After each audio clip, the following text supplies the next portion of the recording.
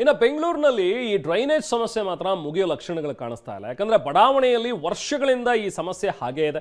ದೊಡ್ಡಬಳ್ಳಾಪುರದ ಚಂದ್ರಮೌಳೇಶ್ವರ ಬಡಾವಣೆ, ಸೊ ಅಲ್ಲೂ ಕೂಡ ಈ ಥರದ ಒಂದಷ್ಟು ಸಮಸ್ಯೆಗಳು ಈಗ ಕಾಣಿಸ್ತಾ ಇವೆ. ಡ್ರೈನೇಜ್ ಸಮಸ್ಯೆಗೆ ಬಡಾವಣೆ ನಿವಾಸಿಗಳು ಆಕ್ರೋಶವನ್ನು ವ್ಯಕ್ತಪಡಿಸ್ತಾ ಇದೆ. ಡ್ರೈನೇಜ್ ನೀರು ಕಚೇರಿಗೆ ತಂದು ಜನ ಆಕ್ರೋಶವನ್ನು ವ್ಯಕ್ತಪಡಿಸಿದ್ರು. ಇವತ್ತು ಬಡಾವಣೆ ನಿವಾಸಿಗಳ ವಿರುದ್ಧ ನಗರಸಭೆ ಕಮಿಷನರ್ ಕೂಡ ಸ್ವಲ್ಪ ಗರಂ ಆಗೇ ಇವತ್ತು ಮಾತನಾಡಿದ್ರು. ಕೇಸ್ ದಾಖಲಿಸುವುದಾಗಿ ಎಚ್ಚರಿಕೆ ಕೂಡ ನೀಡಿದ್ರು ಕಮಿಷನರ್. ಬೆಂಗಳೂರು ಗ್ರಾಮಾಂತರ ಜಿಲ್ಲೆ ದೊಡ್ಡಬಳ್ಳಾಪುರ ನಗರಸಭೆಯಲ್ಲಿ ಇವತ್ತಾಗಿದ್ದು ನೋಡಿ, ಅಲ್ಲಿ ಒಂದು ಕೊಳಚೆ ನೀರನ್ನೆಲ್ಲ ಎತ್ಕೊಂಡು ಬಂದ್ಬಿಟ್ಟಿದ್ದಾರೆ ಕಚೇರಿಗೆ, ಇಲ್ಲೇ ಸುರಿತೀವಿ ನಾವು ಅಂತೇಳಿ.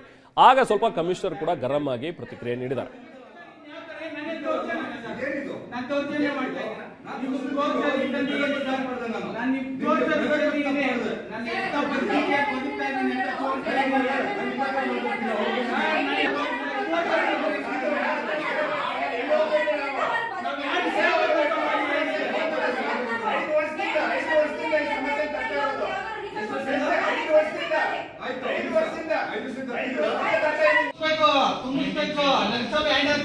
ಮೂಲಭೂತ ಸೌಕರ್ಯ ಯಾರು ತಗೋಬೇಕು?